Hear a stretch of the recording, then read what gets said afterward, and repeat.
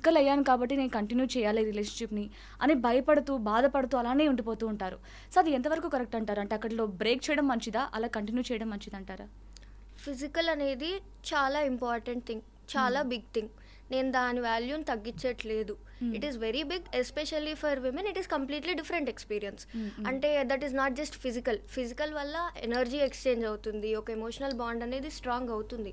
కానీ ఆ ఫిజికల్ ఏ రీజన్ వల్ల జరిగిందనేది వెరీ ఇంపార్టెంట్. హ్మ్. సో మనం దీన్ని ఒక లస్ట్ఫుల్ థింగ్ లా కాకుండా that is an expression of love. Hmm. I love that other person so much that this is my way of saying it. Hmm. అలా నేను చెప్పాను.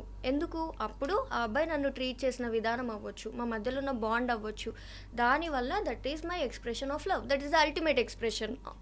కానీ ఇప్పుడు ఆ బిహేవియర్ చేంజ్ అయిపోయింది, ఆ పర్సన్ చేంజ్ అయిపోయాడు. నాకు ఆ అబ్బాయి పైన లవ్ కూడా చేంజ్ అవుతుంది కదా. హ్మ్. లవ్ హ్మ్. అనేది ఎప్పటికీ ఉంటుంది, కానీ ఫీలింగ్స్ అదే లెవెల్లో ఉండకపోవచ్చు వెన్ మనకు ఆపోజిట్ సైడ్ నుంచి అంత రెసిప్రొకేట్ అవ్వనప్పుడు. హ్మ్. ఇది డెఫినెట్లీ బిగ్ థింగే. కానీ మన సెల్ఫ్ రెస్పెక్ట్ని, ఫ్యూచర్ని, కెరియర్ని అన్నిటినీ రూయిన్ చేసుకునే అంత బిగ్ థింగ్ అంటే నో. హ్మ్. ఓకే, జరిగింది, విచ్ ఇస్ వెరీ సాడ్.